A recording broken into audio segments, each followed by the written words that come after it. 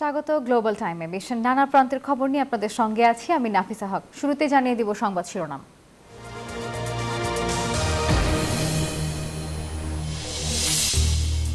অমানবিক অভিবাসী বিতরণে ভারতেও বিক্ষোভ, ট্রাম্পের কুশপুত্তলিকা দাহ, পুলিশের ভয়ে চাকরি ছেড়ে বিপাকে বিদেশি শিক্ষার্থীরা। লেবাননে নতুন সরকারের মন্ত্রিসভা গঠন, হিজবুল্লাহকে মানবে না যুক্তরাষ্ট্র, ইসরায়েলের হামলায় নিহত 6। মেক্সিকোতে বাস ট্রাকের সংঘর্ষে নিহত 41, টানা বৃষ্টিতে চীনের সিচুয়ান প্রদেশে ভূমিধস, 30 জনের বেশি নিখোঁজ। দর্শক দেখছিলেন সংবাদ শিরোনামগুলো, যাচ্ছি পুরো খবরে। আফ্রিকার সংখ্যালঘু শ্বেতাঙ্গদের যুক্তরাষ্ট্রে পুনর্বাসনের প্রস্তাব দিয়েছেন প্রেসিডেন্ট ডোনাল্ড ট্রাম্প। এই বিষয়ে গত শুক্রবার এক নির্বাহী আদেশে বিস্তারিত তুলে ধরেন তিনি। নির্বাহী আদেশে দক্ষিণ আফ্রিকা সরকারের বিরুদ্ধে সে দেশের কিছু শ্বেতাঙ্গ নাগরিকের অধিকার লঙ্ঘনের অভিযোগ তোলা হয়েছে। এই অভিযোগের শাস্তি স্বরূপ দেশটিকে সব ধরনের ত্রাণ ও আর্থিক সহায়তা বন্ধের ঘোষণা দেন তিনি। তবে শ্বেতাঙ্গ কৃষকদের ওপর সমন্বিত হামলা চালানোর অভিযোগ নাকচ করেছে দক্ষিণ আফ্রিকা সরকার। জানায়, নয়া ভূমি আইন নিয়ে ট্রাম্প প্রশাসনের বর্ণনা ভুল তথ্যে ভরা ও বিকৃত। এদিকে ডোনাল্ড ট্রাম্পের এই পরিকল্পনা প্রত্যাখ্যান করেছে দক্ষিণ আফ্রিকার সংখ্যালঘু শ্বেতাঙ্গদের প্রতিনিধিত্বকারী কয়েকটি সংগঠন। দক্ষিণ আফ্রিকার মোট 6,20,00,000 জনসংখ্যার প্রায় 7% শ্বেতাঙ্গ।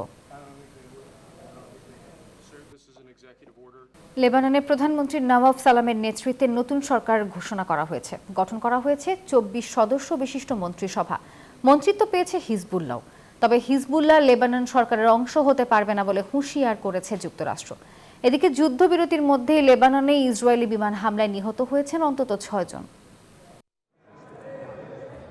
লেবাননের প্রেসিডেন্টের কার্যালয় এক ঘোষণায় জানায়, সাবেক প্রধানমন্ত্রী নাজিব মিকতাতির সরকারের পদত্যাগ গ্রহণের পর প্রধানমন্ত্রী নওয়াব সালামের নেতৃত্বে নতুন সরকার ঘোষণা হয়েছে। 24 মন্ত্রীর নতুন সরকার গঠনের অনুমোদন দিয়ে একটি ডিক্রি জারি করা হয়েছে। নতুন সরকারের মন্ত্রিসভায় হিজবুল্লাহ এবং আমাল মুভমেন্টের প্রতিনিধিরাও স্থান পেয়েছে। দুই দল মিলে 5 জন মন্ত্রী পেয়েছে। এর মধ্যে আমাল মুভমেন্টের 3 জন এবং হিজবুল্লাহর 2 মন্ত্রী রয়েছেন। সরকার গঠনের পর প্রধানমন্ত্রী নওয়াব সালাম জানায়, দেশকে ইসরায়েল মুক্ত করা হবে তার প্রধান চ্যালেঞ্জ। আমি আশা করি সংস্কার ও মুক্তির সরকার হবে। যুদ্ধবিরতি বাস্তবায়ন এবং ইসরায়েল সেনাদের সরানো হবে মূল কাজ। তবে লেবাননের সরকার থেকে ইরান সমর্থিত শিয়া মুসলিম গোষ্ঠী হিজবুল্লাহকে বাদ দেওয়ার দাবি জানিয়েছে যুক্তরাষ্ট্র। হিজবুল্লাহর সামরিক শক্তি ভেঙে দেয়া হয়েছে। তাদের অস্তিত্ব নিয়ে যুক্তরাষ্ট্র ভীত নয়। তবে সরকারে হিজবুল্লাহর অব্যাহত ভূমিকা রাখাকে যুক্তরাষ্ট্র রেড লাইন হিসেবে বিবেচনা করবে। এদিকে দেশটিতে যুদ্ধবিরতি চললেও অব্যাহত রয়েছে ইসরায়েলের হামলা। শনিবার দেশটির পূর্বাঞ্চলে নিহত হয়েছেন অন্তত 6 জন। এমন অবস্থায় ভেস্তে যেতে পারে দেশটির বহুল কাঙ্ক্ষিত যুদ্ধবিরতি। মাসুদ রানা, নিউজ 24। মেক্সিকোতে একটি বাস এবং একটি ট্রাকের মধ্যে সংঘর্ষের ঘটনায় কমপক্ষে 41 জন নিহত হয়েছেন। আহত হয়েছেন আরও বেশ কয়েকজন। তাদেরকে বিভিন্ন হাসপাতালে চিকিৎসা দেওয়া হচ্ছে। স্থানীয় সময় শনিবার সকালে দেশটির দক্ষিণাঞ্চলে এই দুর্ঘটনা ঘটে। রয়টার্স জানায়, রিসোর্ট শহর ক্যানকুন এবং তাবাস্কো রাজ্যের মধ্য দিয়ে যাওয়ার সময় বাস ট্রাকের এই সংঘর্ষ হয়। ক্যাম্পেচ রাজ্যের সরকারি কর্মকর্তারা জানান, এখনও তাদের কাছে নিহতের সংখ্যার সঠিক তথ্য আসেনি। এদিকে এই দুর্ঘটনায় শোক জানিয়েছেন তাবাস্কো রাজ্যের গভর্নর জাভিয়ার মে। সেই সঙ্গে আহতদের সুচিকিৎসার নির্দেশনাও দেন তিনি। দক্ষিণ পশ্চিম চীনের সিচুয়ান প্রদেশের জুনলিয়ান কাউন্টির জিনপিং গ্রামে ভূমিধসের পর 30 জন নিখোঁজ রয়েছে বলে নিশ্চিত করেছে কর্তৃপক্ষ। ইবিন সরকারের কর্মকর্তারা রবিবার এক সংবাদ সম্মেলনে তথ্য ঘোষণা করে বলেন, চূড়ান্ত সংখ্যা এখনও যাচাই করা হচ্ছে। স্থানীয় সময় 8 ফেব্রুয়ারি শনিবার সকাল 11:50 ইবিন শহরের জিনপিং গ্রামে এই দুর্যোগ ঘটে। ক্রমাগত বৃষ্টিপাত এবং ভূতাত্ত্বিক পরিস্থিতিতে ভূমিধসের সৃষ্টি হয়। ধ্বংসস্তূপে পরিণত হয় পুরো এলাকা। এখনও ভূমিধস সক্রিয় রয়েছে। কর্তৃপক্ষের মতে ভূমিধসে অন্তত 11টি ঘর মাটি চাপা পড়েছে। প্রায় 200 বাসিন্দাকে নিরাপদ স্থানে সরিয়ে নেওয়া হয়েছে। চীনের প্রেসিডেন্ট শি জিনপিং কর্তৃপক্ষকে নিখোঁজ ব্যক্তিদের অনুসন্ধান ও উদ্ধার, হতাহতের সংখ্যা কমাতে এবং পরবর্তী পরিস্থিতি সঠিকভাবে মোকাবেলা করার জন্য যথাসাধ্য চেষ্টা করার জন্য নির্দেশ দিয়েছেন। এছাড়া দুর্যোগ মোকাবেলায় 30 মিলিয়ন ইউয়ান, যা প্রায় 4.1 মিলিয়ন মার্কিন ডলার বরাদ্দ করা হয়েছে বলে কর্তৃপক্ষ জানিয়েছে। বাংলাদেশ সহ 14 দেশের মাল্টিপল ভিজিট ভিসা সাময়িক স্থগিত করেছে সৌদি আরব। পবিত্র হজকে সামনে রেখে নিরাপত্তা ও বাড়তি ভিড় এড়াতে এই পদক্ষেপ বলছে রিয়াদ। 1 ফেব্রুয়ারিতে কার্যকর করা ভিসা নীতির অধীনে সিদ্ধান্ত নিয়েছে সৌদি সরকার।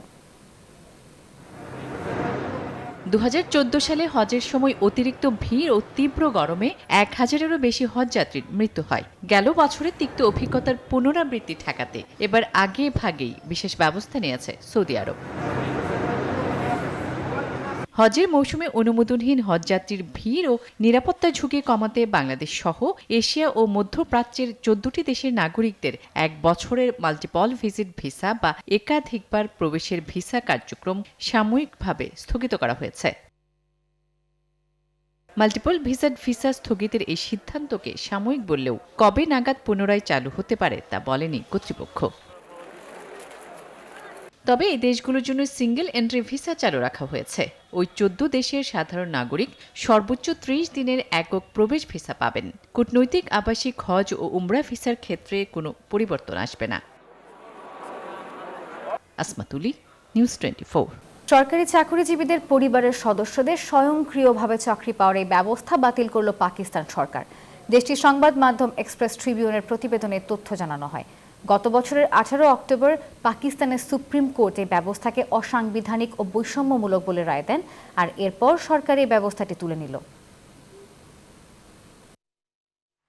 ডোনাল্ড ট্রাম্পের শুল্ক নীতির বিরুদ্ধে বিশ্ব বাণিজ্য সংস্থায় আনুষ্ঠানিকভাবে অভিযোগ দায়ের করেছে হংকং। কর্তৃপক্ষ বলছে, যুক্তরাষ্ট্রের অতিরিক্ত 10% শুল্ক আরোপের সিদ্ধান্ত আন্তর্জাতিক বাণিজ্য নিয়মের পরিপন্থী।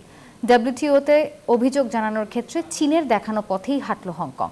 এর আগে বেইজিং ট্রাম্প প্রশাসনের শুল্ক নীতির বিরুদ্ধে ডব্লিউটিওতে আনুষ্ঠানিক অভিযোগ জানিয়েছিল।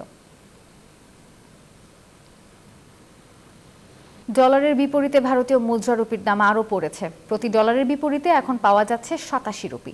গত সোমবার প্রথমবার ডলারের বিপরীতে ভারতীয় রুপির মান কমতে থাকে। এরপর থেকে ধারাবাহিকভাবে রুপির দরপতন হচ্ছে। সেই ধারাবাহিকতাই বৃহস্পতিবার সকালে রুপির দর ইতিহাসের সর্বনিম্ন পর্যায়ে নেমে যায়।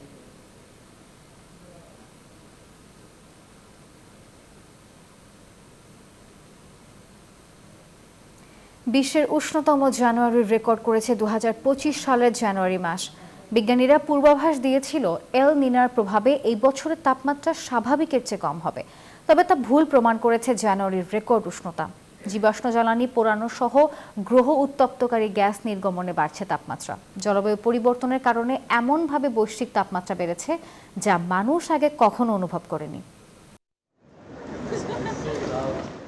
2025 সালে পৃথিবীর উষ্ণতম জানুয়ারি মাস দেখেছে বিশ্ববাসী। সে সময় গড় বৈশ্বিক তাপমাত্রা রেকর্ড করা হয়েছে প্রাক শিল্পযুগের গড় তাপমাত্রার চেয়ে 1.75 ডিগ্রি সেলসিয়াসের বেশি। বিশ্বের বিভিন্ন দেশে আবহাওয়া প্রতিবেদন বিশ্লেষণ করে এ পরিসংখ্যান দিয়েছে ইউরোপের জলবায়ু পর্যবেক্ষণকারী সংস্থা Copernicus climate change service C3S। তারা জানায়, বিজ্ঞানীদের লার নীলার পূর্বাভাস ব্যর্থ করে উষ্ণতম মাসের রেকর্ড করেছে এবছরের জানুয়ারি মাস। 2024 সালে জানুয়ারি রেকর্ড ভেঙে দিয়ে গত মাসে তাপমাত্রা বেড়েছে 0.1 ডিগ্রি সেলসিয়াস। প্রকৃতির এমন বিরূপ আচরণ দ্বিধায় ফেলেছে বিজ্ঞানীদের। তবে এর মধ্যে সবচেয়ে বেশি আলোচিত যে বিষয়টি ছিল তা হলো এল নিনোর প্রভাব। January was the warmest January globally. এল নিনা জলবায়ুর উপর শীতল প্রভাব ফেলে। যখন গ্রীষ্মমণ্ডলীয় প্রশান্ত মহাসাগর থেকে বেরিয়ে অন্যান্য সমুদ্র অঞ্চলের দিকে তাকাবেন, তখন দেখতে পাবেন বেশিরভাগ সাগর অববাহিকায় তাপমাত্রা এখনও রেকর্ড উচ্চতায় রয়েছে। In the last জলবায়ু পরিবর্তনের প্রভাবে বিশ্বজুড়ে তীব্র গরম, প্রচণ্ড বৃষ্টিপাত, সমুদ্রপৃষ্ঠের উচ্চতা বৃদ্ধি, দাবানল সহ ঘন ঘন প্রাকৃতিক দুর্যোগ দেখা দিচ্ছে। দিনে দিনে প্রভাবগুলো আরও স্পষ্ট হচ্ছে। বায়ুমণ্ডলে কার্বন ডাই অক্সাইডের নিঃসরণ কার্যকরভাবে বন্ধ করতে হবে আমাদের। তবে এটি একটি বিশাল চ্যালেঞ্জ, যার অর্থ আগামীতে তাপমাত্রা আরও বাড়বে। জলবায়ু পরিবর্তনের নেতিবাচক প্রভাবগুলো আরও চরম হবে। বিশ্বের অধিকাংশ গবেষক আশা করছেন শীতল আবহাওয়া চক্র এল লিনার প্রভাবে 2023-24 সালের তুলনায় 2025 সালে কিছুটা শীতল হবে। তবে গত জানুয়ারি মাসে উষ্ণতার তথ্য ভিন্ন বার্তা দিচ্ছে। তাই বৈশ্বিক ভারসাম্য রক্ষায় দ্রুত কার্বন নিঃসরণ বন্ধের তাগিদ দেন তারা। Chandrani Chandra, news 24। Global time শেষ করার আগে শিরোনামগুলো জানিয়ে দিব আরও একবার।